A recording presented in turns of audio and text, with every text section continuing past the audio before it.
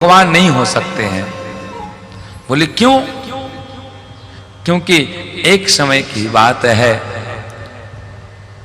कन्हैया अपने मित्रों के साथ में एक दिन वन में गए जाते हैं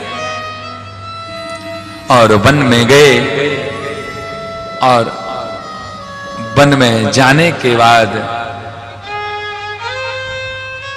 अपने सखाओं के साथ में थे कन्हैया। और जब गए हैं तो जाने के बाद कन्हैया को भूख लगी तो कन्हैया कहते हैं, अरे मित्रों, अरे सखाओ, मुझे भूख लग रही है, मुझे कुछ खाना है, मुझे कुछ सामग्री दीजिए। तो कहते हैं साथ में मधुमंगल था, मधुमंगल का घर पास में था। ब्रजवासी कहने लगे साथ में, कन्हैया मधुमंगल का घर पास में है। मधुमंगल कहने लगा, अरे कन्हैया, मैं अपने घर जा रहा हूं, कुछ आपके लिए व्यवस्था करके लाता हूं।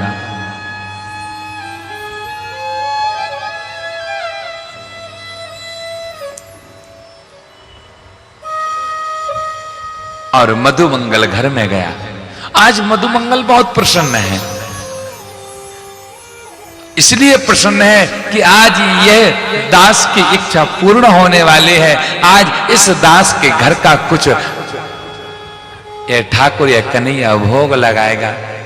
बड़े प्रसन्न में मधुमंगल बढ़िया आराम से जा रहा है घर पर, बढ़िया नाचते हुए। अरे आज तो कन्हैया मेरे घर का खाने वाले हैं, खाने वाले हैं। और घर पर गया और घर पर जैसे ही गया तो बंधु वो रोने लगा। रसोई में देखा उसने, मधुमंगल ने, ओह मेरे घर पर तो कुछ खाने की सामग्री ही नहीं है,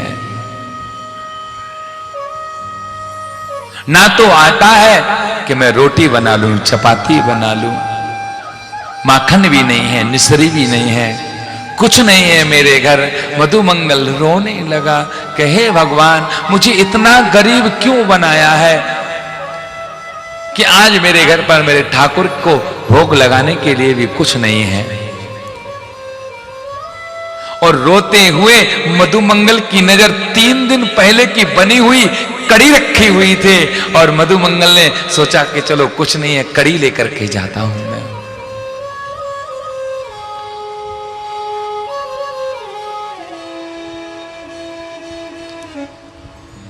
और मधुमंगल ने कड़ी को लिया है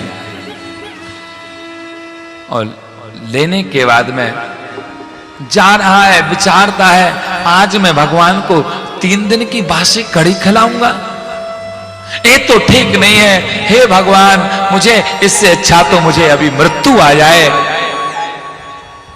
तो ठीक है, मुझे मृत्यु आ जाए, अभी मैं मर जाऊं। थोड़ा दूर जाता है, जाने के बाद में विचार लिया, मैं भगवान को कड़ी नहीं खिलाऊंगा, चाहे भगवान भूखे रह जाएं, पर मैं बासी कड़ी नहीं खिला सकता हूं। एक वृक्ष के पीछे छिप गया और जो लोटे में जो कड़ी थी उसको पीने लगा। और कन्हैया ने सोचा कि बहुत देर हो गई, मधुमंगल नहीं आया है। कन्हैया भी ढूंढने के लिए निकल पड़े और मधुमंगल को देखा कन्हैया ने कि मधुमंगल एक वृक्ष के पीछे छिप करके कड़ी पी रहा था। भगवान ने कहा, क्यों रे, कड़ी को तू पूरी पी गया है? कड़ी नहीं बची है। लोटा दिखा दिया, देख कन्हैया अब तो कड़ी नहीं है, मुझे भी भूख लगी थी, मैंने उसको पी लिया है। भगवान श्री कन्हैया ने कहा, अरे देख मधुमंगल, तूने कड़ी ना मुंह को दी तो कुछ बात ना है, पर ऊपर वाले ने तो मुझे कड़ी दे दी है, मुझे प्रसाद मिलने वाला है। और बंधुओं, क्या दृश्य बना। मधुमंगल के ओंठों से कड़ी लगी हुई थी। कन्हैया कहते हैं, देख मधुमंगल, कड़ी मिल गई है। भगवान आए हैं मधुमंगल के पास और अपनी जौवा से उस मधुमंगल के ओंठों की कड़ी पा जाते हैं। आज ये मधुमंगल धन्य हो जाता है कि हे ठाकुर, तू धन्य है, तू धन्य है, तू धन्य है।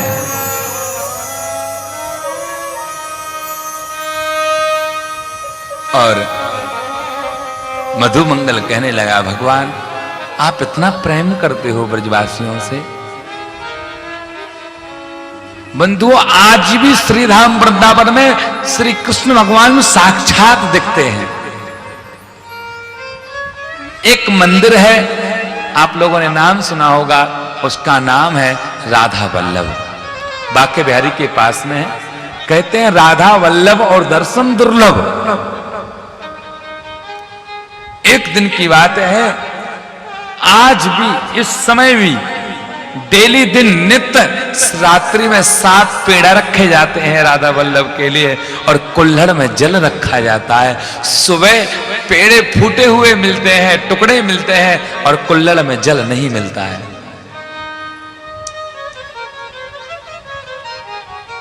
और लगभग 20 वर्ष पहले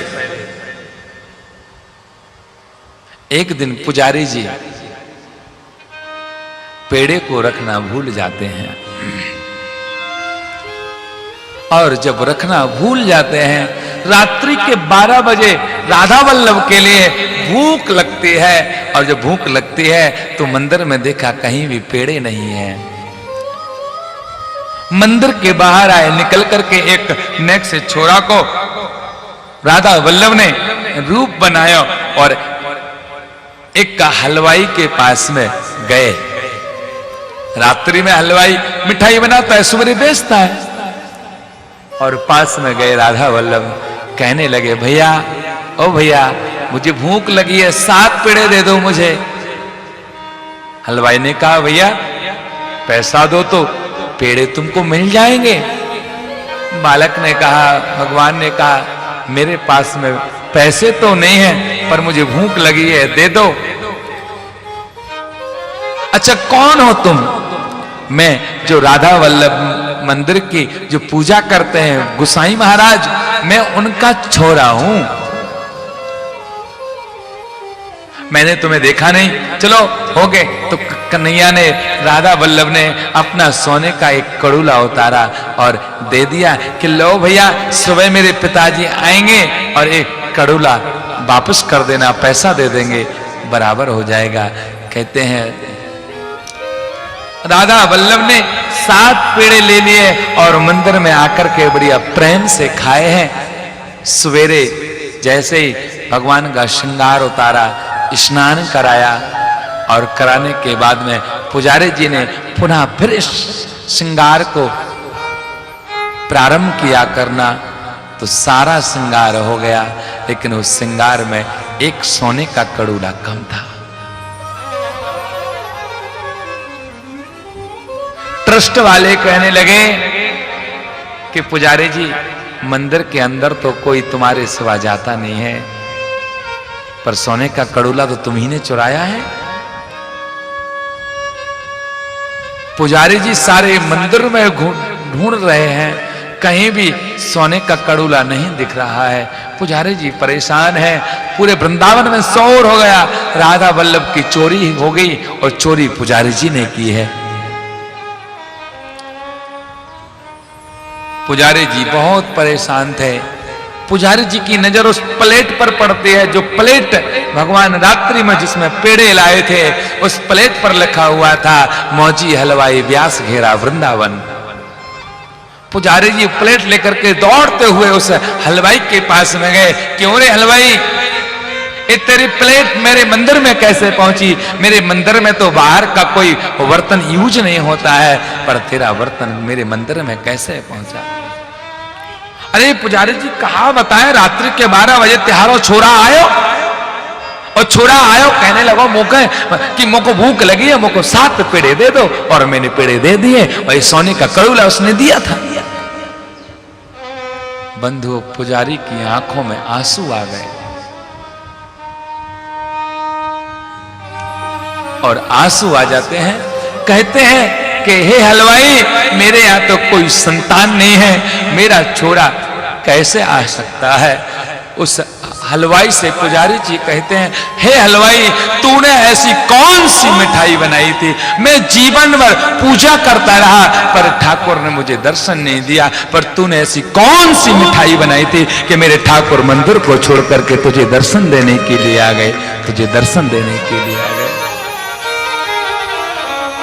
तू धन्य है ठाकुर, और हलवाई तू धन्य हो चुका है। और भगवान कब किस पर कहां कृपा कर दें कोई पता नहीं है। देखिए, जिस प्रकार लॉटरी होती है, लॉटरी नाम सुना होगा आप लोगों ने, सट्टा लगता है, तो लॉटरी में 100 नंबर होते हैं और 100 नंबर में से एक नंबर एक दिन में लकी होता है और बाकी 99 फेल होते हैं। तो लॉटरी की तरह भी आप हम सभी बैठे हुए हैं, कब हम मंदिर जाएं, जब हम भगवान की कथा सुने, ना जाने कौन सी कथा हमारी लकी हो जाए और हमारा बेड़ा पार हो जाए, कोई पता नहीं है, कोई पता नहीं। कौन सा मंत्र हमारा उद्धार कर दे, कौन से दिन भगवान हमारा उद्धार कर दे। अब देखिए, नित्य मंदिर जाना चाहिए, नित्य मंदिर जाना चाहिए। पता चलता है कि 1 महीने गए और एक दिन मेरा गैप हो गया, फिर गए, और उसी दिन आपको दर्शन देने का कृपा करते भगवान, तो उस दिन तुम गए नहीं। आज हमारे भ्राताश्री श्री राम भैया आज मेरे पास मिलने के लिए आए, तो हम लोगों की चर्चा हुई। बोले महाराज जी बढ़िया कथा चल रही। मैंने कहा हरि की कथा है, सब अच्छा ही होती है, कथा तो सब अच्छी है। बोले महाराज जी ग्राउंड में कथा रखनी थी। मैंने कहा नहीं, ये तो विठल नाथ ने मुझे स्वयं वृंदावन से बुलाया है कि कथा यहां पर होनी चाहिए। 5 साल पहले कथा हो चुकी है, ये 6वीं भागवत कथा है। जहां जिस ग्राउंड में काम चल रहा है वो 5 साल पहले भी चल सकता था काम, 2 साल पहले भी हो सकता था काम, कभी भी वो मंदिर बन, वहां प्रांगण बन सकता था। बोले नहीं, ये सौभाग्य आप लोगों को इसलिए मिला है क्योंकि इस दौड़ में कथा हो रही है और विठल नाथ को सुनने के लिए नहीं मिल रही है। तो बोले राम गोपाल को बुलाइए, कथा वो मुझे सुनाएंगे, हम उनको सुनाएंगे। और यही कथा आज विठल नाथ ने स्वयं सुन रहे हैं बैठ करके हमारे बीच में। राम कृष्ण हरि विठल विठल, राम कृष्ण हरि विठल विठल, हम लोगों के पास में बैठे हुए हैं। और बता रहे थे राम भैया कि मैं कभी मंदिर जाता हूं तो 2-5 मिनट के लिए गया और कभी कभी गया होके चला आता था, कभी देखा ही नहीं था कि इतना बड़ा हॉल, इतना बड़ा प्रांगण है। लेकिन जब भगवान को जो कराना होता है तो सब बता देते हैं, यहां जा बेटा, ऐसा ऐसा करना है तुझे, जोर से बोलना पड़ेगा। राधे राधे बोले राम कृष्ण हरि विठल विठल, राम कृष्ण हरि विठल। राम कृष्ण गाइए। विठल राम कृष्ण हरि विठल विठल, राम कृष्ण हरि विठल विठल, राम कृष्ण हरि विठल विठल, राम कृष्ण हरि विठल विठल, राम कृष्ण हरि विठल विठल, राम कृष्ण हरि विठल विठल, राम कृष्ण हरि विठल, राम कृष्ण हरि विठल विठल, राम कृष्ण हरि विठल, राम कृष्ण हरि विठल विठल, राम कृष्ण हरि विठल, राम कृष्ण हरि विठल विठल, राम कृष्ण हरि विठल। हाथ को उठा करके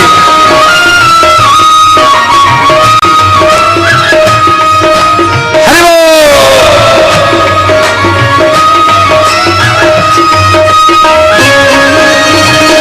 बोल।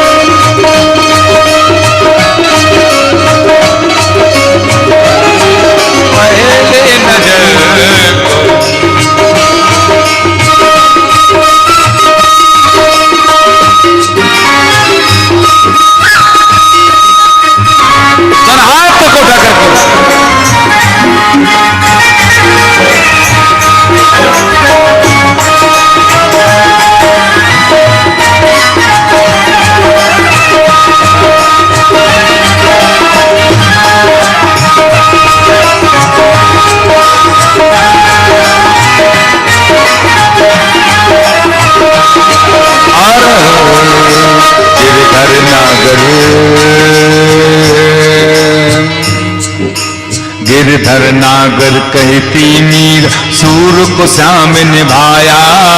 गिरधर नागर कहती मीरा सूर को श्याम निभाया। गिरधर नागर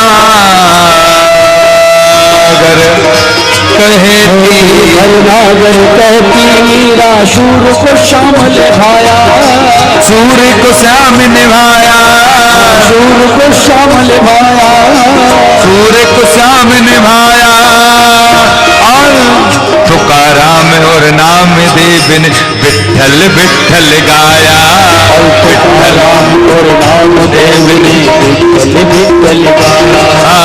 विठल विठल गाया। विठल विठल गाया। देखिए राधे, विठल विठल गाया। आवाज आनी चाहिए। हम लोग विठल मंदिर में बैठे हैं।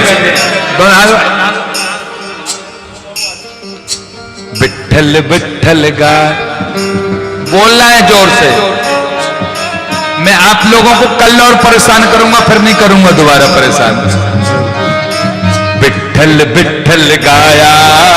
विठल विठल जोर जोर से बोलिए। विठल विठल गाया। विठल विठल गाया।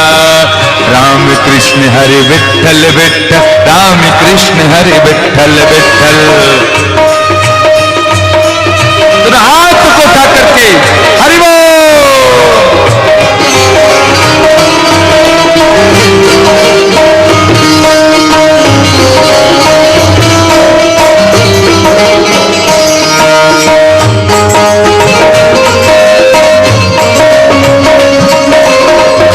बोले विठलनाथ भगवान की।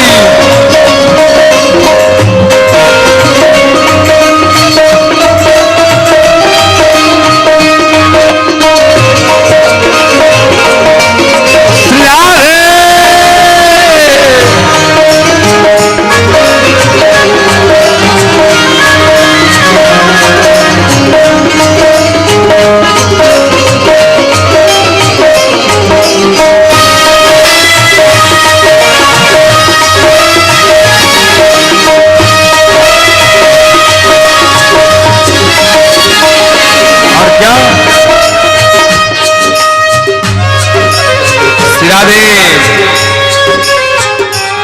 आहा,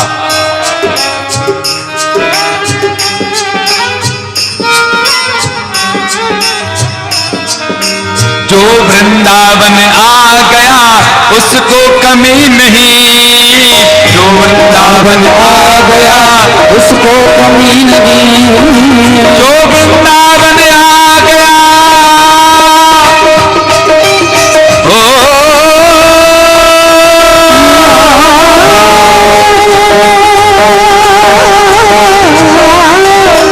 जो वृंदावन आ गया उसको कमी नहीं।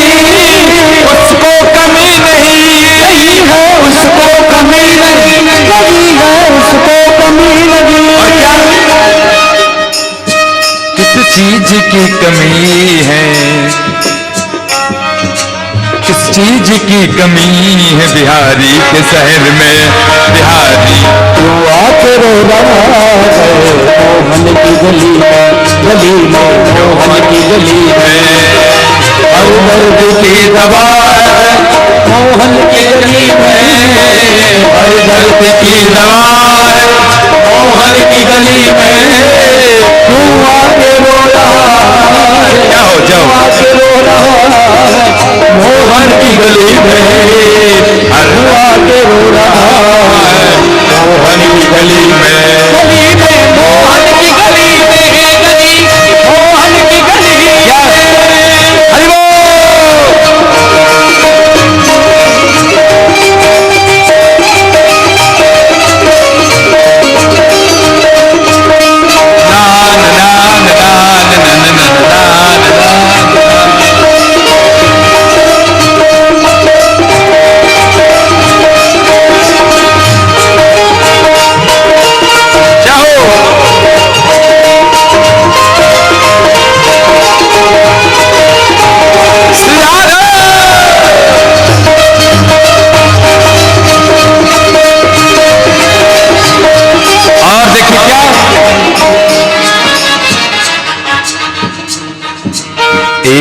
फकीरा आया दोनों गांवों में, आ बैठा वो ठंडी नींद की छाँव में। एक फकीरा आया दोनों गांव में, आ बैठा ठंडी और देखिए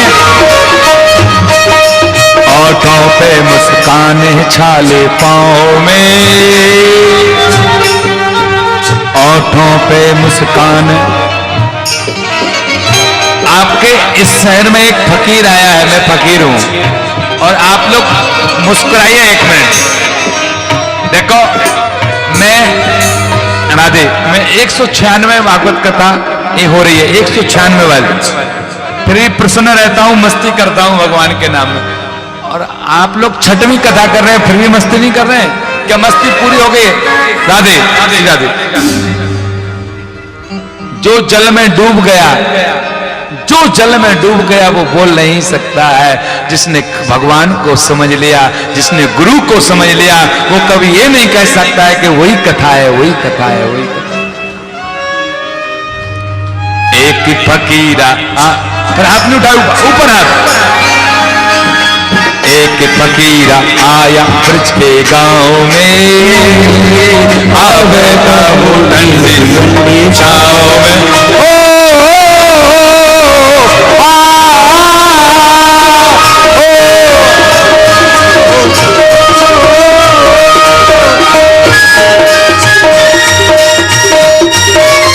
हरि बोल। तो हाथ को बड़ा कर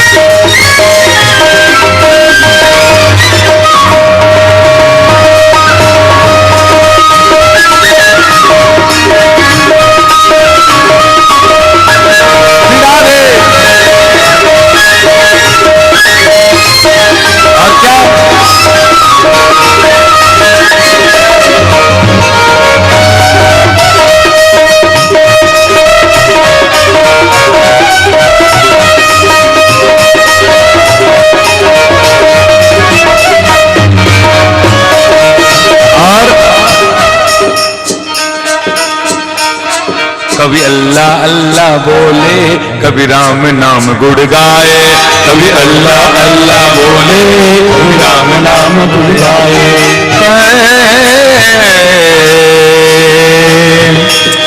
कभी अल्लाह अल्लाह बोले, कभी राम नाम गुण गाए। और देख के तो ऐसा लगता है कि चोला फकीर का पहना, देखो सबके दाता ने दे तो सबके दाता ने। और क्या, और जो फकीर आया कहते हैं मांगे सबकी खैर, वो मांगे सबकी खैर दुआओं में, और बैठा वो ठंडी ठंडी छाँव में।